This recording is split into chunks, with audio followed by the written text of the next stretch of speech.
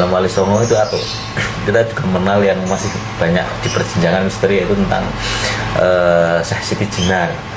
Nah sebenarnya beliau itu siapa dan seperti apa, sehingga namanya itu kan di antara Wali Songo itu mesti orang kalau dengan yang satu ini agak beda, itu seperti apa? Jadi sebetulnya kan begini, kalau kita lihat dari riwayat beliau adalah satu-satunya Wali Songo yang dalam menuntut ilmu itu tinggal 17 tahun di Baghdad. 17 tahun di Baghdad. Ya. Karena itu gelar beliau adalah Syekh. Guru besar kita. Karena memang ilmu agamanya ya luar biasa. Beliau yang kemudian membawa dua torekot ke sini, torekot Satoria dan torekot Akmaliyah. Dan dua-duanya itu merujuk ke Abu Bakar As-Siddiq. Gitu. Karena kalau kita lihat urutannya, Akmaliyah ini ternyata dulu sempalannya Naqsabandiyah. Muncul di situ. Nah itulah yang pertama kali datang ke sini, dan dia orang dari Cirebon. Karena itu cerita Syekh Lemah Abang atau Syekh Siti Jenar ini lebih bagus di Cirebon daripada di Jawa, karena dia memang orang Cirebon. Nah, sebetulnya tidak ada hubungan konflik antara Wali Songo dengan tokoh. Seperti dalam film itu ya, dalam film nggak ada. Antara Sunan Kalijogo versus ada. Karena Sunan Kalijogo itu menantunya kok. Oh malah menantunya. Malah menantu. Kalau nama aslinya siapa? Syekh Datuk Abdul Jalil. Syekh Datuk Abdul Jalil. Ya, keluarga dari Malaka. Nah itulah yang kemudian berkembang di Cirebon. Beliau ini yang pertama kali melakukan perubahan sosial. Perubahan sosial di Nusantara. Di Nusantara.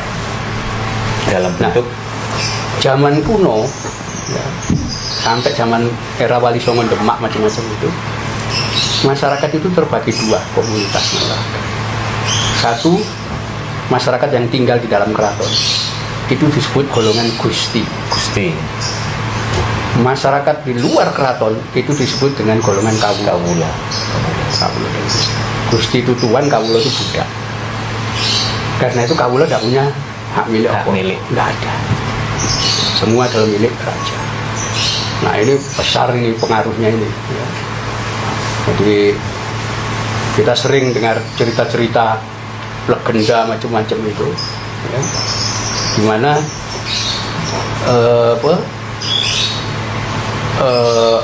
ketika orang dari keraton itu berburu atau apa lewat desa, dia lihat ada perempuan cantik, dia ambil. Kenapa? Lu semua kan budak, dia milik raja. Dia tidak peduli anaknya orang atau istrinya orang, dia ambil. Itu masih mending begitu.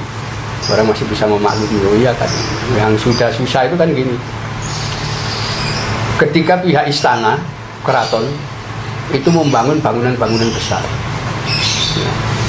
Dalam arsitektur tradisional itu ada ketentuan untuk membuat pawadal. Manusia dijadikan tumbal di situ, di tanah. Ya anaknya Kawula diambil. Itu didobrak oleh Syekh Datuk Abdul Jalil atau dengan cara apa?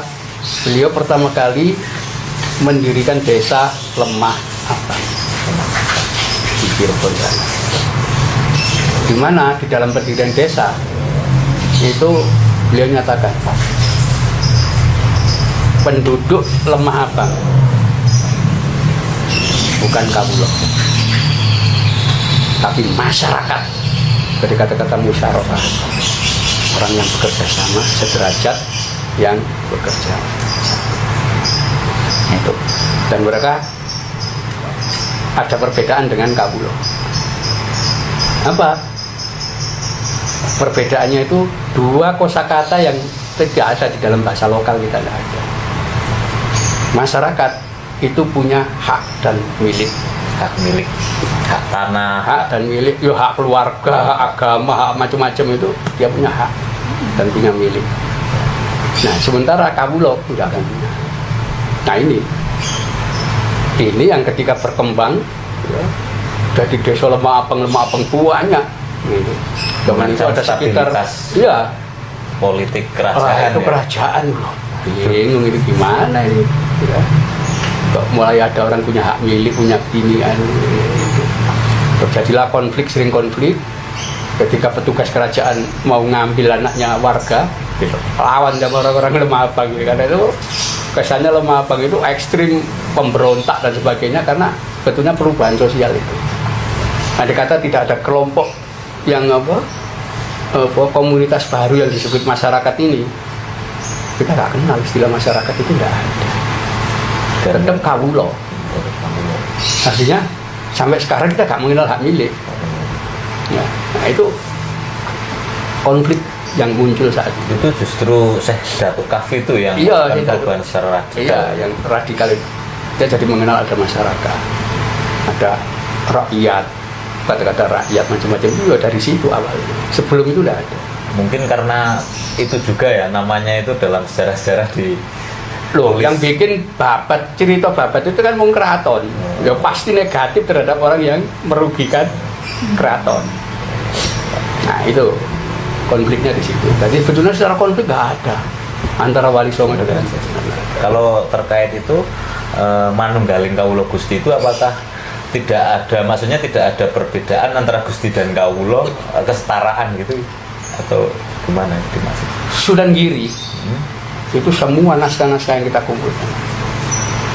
Beliau penganut ajaran manunggaling kawula Gusti sama. Sunan Kalijogo juga sama manunggaling kawula. Kenapa tidak diganggu? Itu amalia ruhani. Amalia ruhani. Iya, tasawuf. Lah, dalam apa? Sosial itu. Diwujudkan dalam bentuk realitas sosial. Bahwa antara kawula dan Gusti sama. Tidak ada Gusti kalau tidak ada kawula. Kan itu ajarannya kan pertama kali wong lemah abang tidak boleh nyembah ratu. Oh, musyrik ya. Ibu. Kalau dulu kan ke kerajaan, oh iya, nyembah. Iya, sujud itu. Yang melawan saya. Benar. Itulah awal-awal. Itulah sampai mereka disebut iki golongane bangsa abangan. Apa? Wong lemah abang pengikuti saya lemah abang. Jadi lahirnya abangan itu dari situ. Dari situ Tapi kalau misalnya tidak ada gerakan itu, orang-orang Islam di pantai utara itu gak mengenal hak milik. Kenapa? Sampai zaman kolonial yang namanya Forsten London, kerajaan Kesultanan Jogja dan Kasunanan Surakarta, nggak ada hak milik. Tetap Gusti dan kawula. Enggak punya hak milik. Jadi orang itu punya tanah, rumah di situ, tapi itu miliknya raja semua. Milik kerajaan. Itu. Jadi baru ada ordonansi itu tentang pembagian tanah keraton itu ke penduduk itu 1916. Setelah politik etis berarti. Oh, setelah politik etis. Sebelum itu enggak ada. Ketika Undang-Undang Pokok Agraria itu dibikin oleh Belanda 1870 itu, kan Belanda juga baru tahu bahwa ternyata orang-orang Jogja dan Surakarta ini nggak punya hak milik atas tanah, atas apa, tidak ada. Kenapa masih ikut lama? Tapi orang Pantura yang ikut gerakan sejak awal itu sudah mengenal hak milik itu, sudah bisa diwariskan, bisa diambil. Berarti sudah jelas ya. Jadi sebenarnya peran Siti Jenar itu malah luar biasa heroik.